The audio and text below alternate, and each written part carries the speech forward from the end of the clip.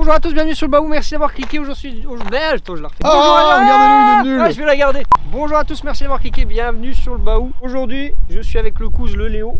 Salut, salut. Il va nous présenter sa Yamaha DT50. C'est parti.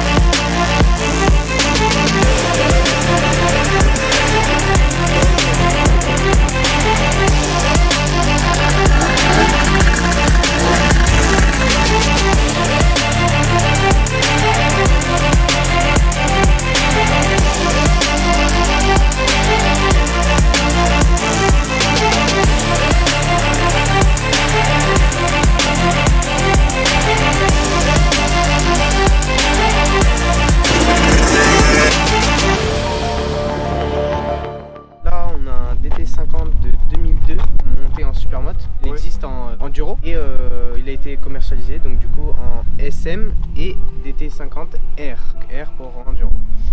Alors dessus il est en origine pour l'instant. Le carénage? Ouais, les carénages sont en origine. Après j'ai vu qu'on pouvait adapter les carénages arrière de derby. Il y a plusieurs types de carénage. Justement, ils l'ont commercialisé avec les mêmes carénages mais sur d'autres motos différentes. Il y a la XP6, il y a la MBK X Limit et la Yamaha. Et elles ont toutes les mêmes carénages. Sur les 50 du coup, ouais. Sur que les 50. Ouais, que les 50. De l'année 2002-2003. Ah, ils ont adapté sur 3 modèles du coup. Ouais. Et ça vient de Yam de base tout ça, le carénage, tout ça, l'idée elle vient de là? De base, moi, après c'est ce que j'ai entendu, hein, le carénage venait de Yam et ils les ont revendus à plusieurs marques pour qu'ils fassent leur moto, mais du coup le kit déco change juste. Ok. Il y a jaune et noir, rouge aussi de temps en temps. Et la différence avec les MBK X Limit, la partie qui est ici, et ben elle change, c'est un triangle pour justement mettre leur touche finale à eux. C'est une selle d'origine parce qu'elle a existé en rouge et en bleu, et ça c'est la selle de la rouge. Parce que la bleue elle est introuvable. C'est de collection déjà? Ouais, c'est ça, ouais. Et il faut faire sur mesure obligatoirement. Ça va être la prochaine chose à faire. Le prochain billet. Exactement. Une repeinture que tu avais dit? Ouais, repeinture à la bombe. Ouais. Parce que ça coûte énormément cher à faire par un professionnel. Ça passe plutôt bien je trouve. Ouais, non c'est propre. Sur le carénage. On n'y voit pas trop la différence. Après que j'ai rajouté les protège-mains parce qu'ils ne sont pas d'origine. La plaque phare qui a été changée, celle-là aussi est introuvable. Le garde-boue, j'avais l'ancien, c'était le même, il était délavé donc je l'ai changé. C'est vrai que c'est vachement haut. Ouais, bah oui, c'est que sur 50. Bah non, c'est sur tous les supermotos. Ouais. À la base, comme c'est un enduro, le garde-boue quand tu regardes, je trouve il est normal. Et là, comme en fait les jantes c'est des plus petites jantes, tu vois vraiment la différence. Sinon ça change jamais que ce soit de la 50, de 450. Non, en supermoto, tout ce qui est supermoto, déjà le garde-boue, tu vas le voir que c'est les plus grand que en cross. Ok, ça fait agressif en fait. Ouais. Le poste de conduite il est plus rien. Bah, t'as un compteur fini. C'est ça, le compteur pareil, il est commercialisé sur tous les autres motos, pareil, le même. Juste, je crois, le compteur sur les Yam il est noir, les MBK il est blanc je crois. Et la maladie des compteurs, c'est pour ça que tout le monde en recherche. En fait la patte, là il y a une patte en dessous, vous voyez, bah là elle est pétée. C'est qu'elle casse en dessous, et c'est impossible à remettre, ou alors vraiment très, tu vois, on a déjà essayé il faut tout sortir là du coup, non? Ouais, bah faut enlever la plaque phare. Et en fait sur le compteur tu as deux vis et justement pareil, il faut les ôter et après les refixer. Franchement c'est ultra pénible, une bosse tu sens que ça vibre. Ouais, mais après du coup t'es plus dans la légalité d'enlever le compteur si? Non, bah si on enlève le compteur, non, à partir du moment où tu enlèves le compteur, même sur une remorque fini. Bah exactement, t'as pas le droit logiquement de rouler avec. À la base l'ancien propriétaire était en 50 top perf, sauf que je l'ai démonté, il était serré le bordel. J'ai racheté piston d'origine, il y a juste le carbu, au lieu d'être un 17.5 c'est un 21, donc c'est énorme. Donc là je peux largement prendre un 86. Ouais. Ah ouais? Un kit cylindre 90, là je peux largement le faire. J'ai encore la boîte à air dedans, si on regarde bien. Il y a la boîte à air qui dépasse un petit peu ici. Mais si je l'enlève, comme c'est sur batterie, on verra pas là, mais il y a une batterie à l'intérieur. C'est sur batterie. Comme la boîte à air était déjà coupée, on l'a démontée, on l'a recoupée à notre façon pour qu'on puisse mettre un cône pour que ça soit en admission libre. Bon, ça fait un peu plus de bruit, mais t'as un peu plus de puissance tout de suite. Mais le désavantage c'est que tu peux pas rouler sous la pluie ou alors tu peux pas trop rouler tu sais quand c'est gadoueux ou etc. J'ai changé aussi la boîte à clapet, bon là on ne verra pas, mais c'est une boîte à clapet carbone.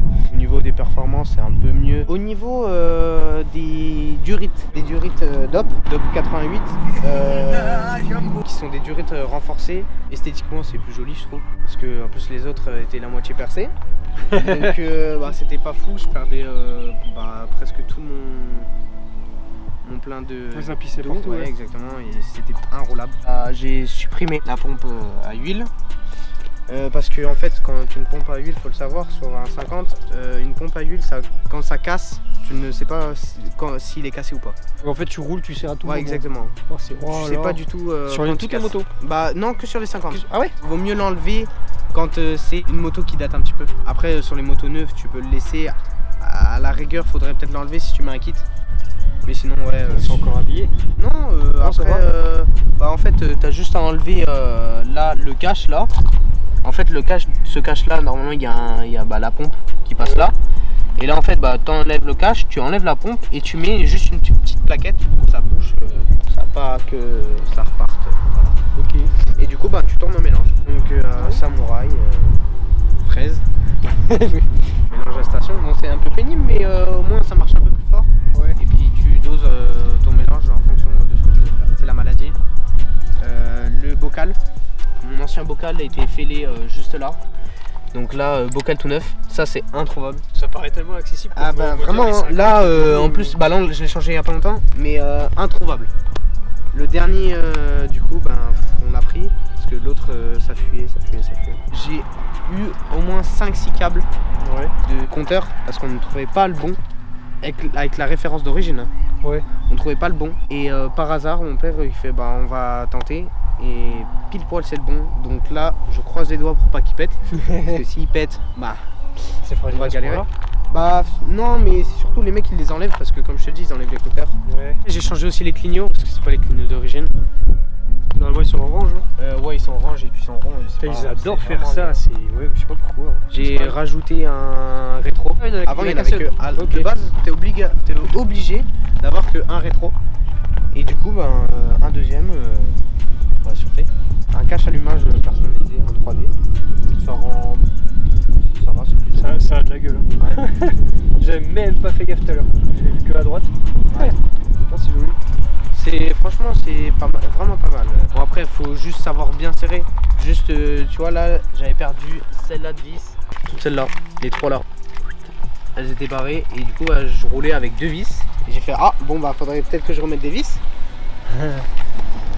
Sinon ça aussi pareil, bon là j'ai perdu une entretoise. Ouais. Donc c'est trop agréable. Une pièce usinée en imprimante 3D, c'est incroyable. Ouais, et puis franchement je trouve ça beau esthétiquement. Hein. C'est vrai que ça a de la gueule. C'est genre pas cher déjà. Non, là le pack t'en as pour moins de 50 € le pack. Tout le pack complet. Parce que tu vois t'as des embouts pour le... Oui c'est ce que j'ai vu. Là t'en as aussi sur les jantes, à l'avant, à l'arrière. J'ai aussi rajouté un compteur de température. Parce que au niveau de la température, nous on est signalé, comme toutes les motos on est signalé quand ça chauffe trop, sauf qu'on ne sait pas la température exacte. J'ai changé aussi les poignées, qui commencent déjà à être usées. J'en ai déjà d'autres qui m'attendent. J'ai changé un levier parce que l'ancien proprio avait fait casser là comme là, la boule. Ouais. Là pareil, là elle est tombée et je l'ai cassée. C'est pas trop gênant tant que ça va pas très loin. La ligne, on l'a toute refaite. Bon là. Oui, j'ai vu des images. Ouais. Il m'avait montré, c'était fou. Ça fait 3 fois qu'on l'a refait. Et les 3 fois, le vernis s'en va. Là j'attends cet été pour le refaire correctement. Et t'as pas eu de problème avec le cadre en général sur les soudures, etc. Non, franchement j'étais vachement étonné. T'as vite fait de la peinture, mais c'est pas violent. Ouais, après, c'est juste de la peinture. Mais y a pas de jeu sinon. Ah non, du tout, j'étais vraiment étonné pour l'année. Ouais, non, sinon ça marche bien. C'est du 17. Et celle de l'avant, pareil. Et l'avant, 17 aussi. Ouais. C'est un peu plus gros, c'est vrai. Et du coup, ça, super mode, c'est typique genre pneu arrière couleur. Non, c'est toutes les motos. Oh là, c'est les motos. Ouah, frère, il abuse, il dit bouge. Frérot, tu fais le tour là.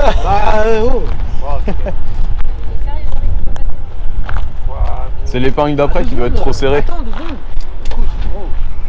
Oh, calme-toi. Oh, calmez, c'est bon.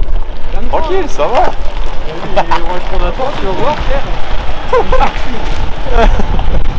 Ouais, non, pleine cambrousse, regarde ça.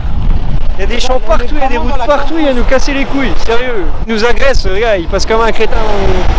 Oh là, frérot, il y a des gamins à bord, ils parlent comme un Genre ça passe très bien par là, pourquoi il veut passer là où il y a les flaques? C'est vraiment un abruti. Il commençait à l'engueuler. C'est insupportable quand il a commencé à démarrer, t'as rien fait. Et puis en plus il essaie même pas décaler la moto, Non, genre il non, aurait oui, éclaté la moto. là t'as vu, genre, là j'étais en train de la décaler, le mec il commence à m'avancer dedans. Il a pas à me parler comme ça en plus, et en plus il y a des gosses à bord. Ce que j'ai changé aussi d'autres, plaquettes avant, plaquettes arrière. J'ai changé aussi l'axe arrière. Un axe d'habitude c'est vraiment tout lisse. Oui. Là ça faisait des crans, des tranchées. Sur le coup moi je le sentais pas. Et là j'ai fait. Comment te la suce en démontant vraiment? Ah bah parce qu'on changeait les plaquettes arrière. Que je compte changer la plaque arrière, changer toute la couleur. Je garderai quand même des carénages d'origine. Donc bleu, donc ces couleurs là. J'ai même les kits déco d'origine. Ça je garderai pour si admettons un jour je la revends. En priorité la selle que je vais refaire absolument. J'ai 3 selles chez moi. J'ai une rouge comme ça. Une pour le lundi, pour le mardi. Une toute bleue. Mais vraiment quand je dis c'est fait à la mode bourrin, c'est que t'as des agrafes qui pendent. Oula. Et une autre où justement le mec il a remis un revêtement où il y a marqué sport dégueulasse, hein, vraiment tout noir. Où il y a marqué sport. Tu déchires un petit peu, en dessous elle était bleue. La même que celle-là en bleu. Ah j'étais dégoûté. Là je vais en refaire la même que celle-là en bleu d'origine. Après je vais en refaire une personnalisée. Et après une autre je pense, l'autre à rigueur je la referai vite fait et je la remettrai à la vente. Sélecteur de vitesse je vais changer parce que j'ai envie que ça fasse esthétiquement beau. Si je peux, après ça c'est si je peux, passer en double radiateur. C'est Double radiateur. Ah. Parce que il y a de quoi adapter. Le problème, c'est énervant un peu à faire. Ils sont sans mécanique. Surtout de l'adaptation. Parce que l'adaptation. Ah oui, ouais, ok. C'est ouvert, t'as le pot juste à côté en plus, donc faut faire gaffe. Puis souvent, la plupart des mecs qui sont là, c'est un moteur à M6, passe en Euro 3, donc les moteurs qui sont montés sur les derbies principalement, Oui. Euro 3 ou Euro 3 GPR, où justement eux ils ont un arbre de calibrage. C'est du top du top. Le problème d'AM6 c'est que les vitesses elles sautent. Tu repasses en neutre, tout de suite. Donc c'est pénible un petit peu mais après franchement ça marche très très bien. Les jantes, je compte à l'avenir les changer, mettre les mêmes que celles-là. Soit avec une peinture personnalisée ou alors full noir avec les têtes de rayon en bleu. En biton, on appelle ça biton où ça fait les deux couleurs différentes. Ah oui. Il y a une marque qu'en fait mais le problème c'est que plus de 1000 € la paire de jantes. Pardon? Ça vaut le coup en vrai si tu passes ça vaut sur le une coup. passerelle, si tu fais une passerelle Ouais, après. ça vaut le coup que admettons si tu la gardes mais vraiment à vie. Ouais, c'est ça. Si par exemple tu vas changer, après un mec passionné là oui il peut le faire. Et après comme je dis il faut avoir les sous. À mon avis tu vas pas en rester à la 50. Ouais voilà exactement, je vais passer à autre chose et après je compte en garder une pour vraiment la préparer à fond et faire des runs avec. Il y a des concours etc avec et franchement j'adore. Au niveau moteur, j'aimerais mettre ça ce sera pour les connaisseurs, j'aimerais mettre un 100 fast dessus. Carbu de 36, boîte à clapet de 85 CR ou 85 KX. Bien sûr carbone. Ouais, oh là. S'il faut repeindre le cadre, parce que là il y a des T'aimes pas en blanc? Bah j'hésitais soit à le repeindre complètement en blanc ou alors faire une peinture. Ouais. Mais hypoxie bien sûr. Oui, l'époxy, Ouais. Pas trop de rouille en vrai, ça va. Hein. Bah ouais mais le problème c'est que tu vois ça ressort tout de suite. C'est tout de suite ça ce qu'on voit le cadre. Toutes les Yamaha DT d'avant c'est des cadres tu vois en tube comme ça. Et à partir de après 2002 les cadres en gros ça te fait une grosse barre comme ça. Et ah oui. Du coup bah c'est plus du tout vraiment la même façon de voir le moteur. L'avantage c'est que ces années précédentes, donc surtout la 2002, on a un avantage, on a un réservoir de 125, 7 litres 5 je crois si il me semble bien. Tu fais combien de kilomètres avec? En 5 litres je fais à peu près plus de 60 bandes. Oh, c'est correct. Toi tout seul? Ouais bah ouais. Oui c'est vrai qu'elle est vachement basse au final.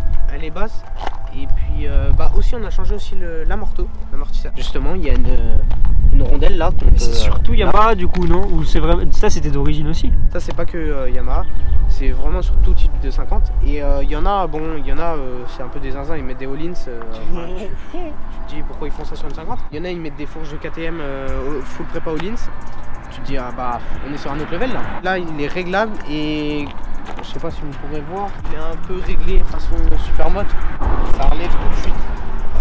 C'est mou et ça relève tout de suite. C'est top même en enduro ça. J'ai jamais testé, après je parle avec un mec sur Instagram, lui il a la même mais en enduro. Ouais. Il me dit, lui il l'a surélevé, enfin il a fait plein de trucs. Le guidon, un KRM. Après, ça va être tout droit pareil? alors non, le KRM en gros ça va être un peu plus droit comme ça.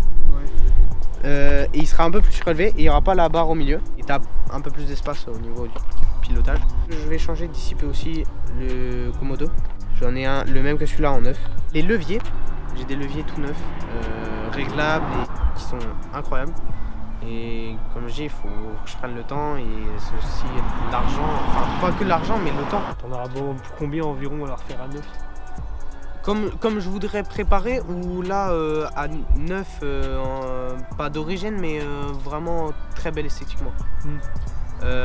Alors préparer, et ça peut monter jusqu'à 5 000 €. Ouais, bon c'est correct encore, ça va. Enfin, que niveau moteur. Ah oui. Ah oui quand même. Donc voilà, Ouais, ça fait un peu cher mais bon. T'es à presque 8 au final, Voilà. 8-10 pour parce que la gueule qu'elle aura. Ouais, et puis en plus si tu changes le moteur, enfin le cylindre et boîte à cloper etc, faut aussi que tu changes le, comment ça s'appelle, l'allumage. Rien que l'allumage il y en a pour 300 balles. Petite cylindre piston sans face il y en a pour à peu près 900 balles. Rien que le cylindre.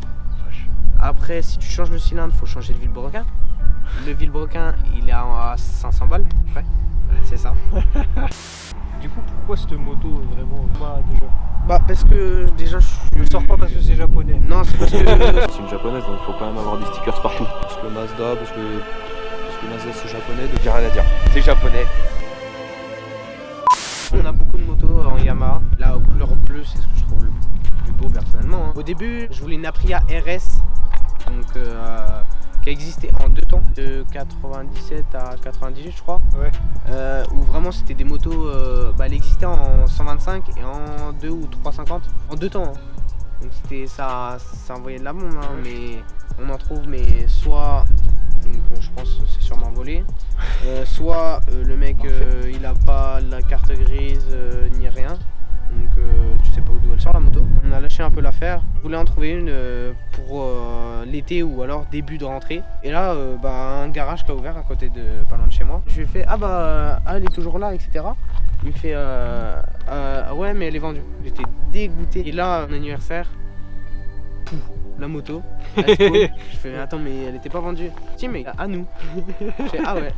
Et du coup, on était retourné voir le mec qui m'avait fait oui, je l'ai vendu, mais tu m'avais pas indiqué.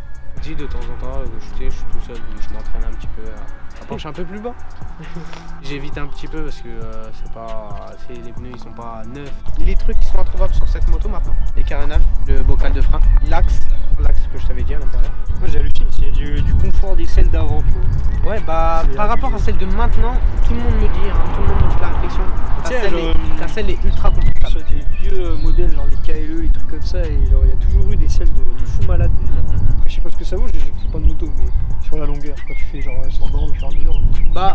Je sais que même sur 60 bornes, avec toutes les nouvelles Sherco etc, elles ont des selles, elles sont belles esthétiquement, ouais. mais confortables au niveau, si tu fais aller grand maximum 30 bornes. Après t'as le cul, il est arraché. Alors que celle-là, franchement, t'es tranquille. Hein. Les avantages et les inconvénients de cette moto. Les avantages, confortable justement. Ouais. Elle tient la route. Tu te sens vraiment dessus, tu sens qu'elle accroche la route. Par contre, tu sais, quand tu montes vers les 100, 110, je pense que c'est à cause du garde-boue ou alors les protège-mains. L'air elle monte, elle commence à monter, donc c'est un peu pénible. Désavantage, la hauteur. Ouais. C'est très bas. C'est bien pour les gens de petite taille, mais c'est très bas. Donc ça le. T'avais autre chose Non, à part que profiter, hein, écoute. Faut profiter dans la vie. On n'a qu'une vie. On n'a qu'une vie, hein. C'est pour ça que je veux me faire plaisir.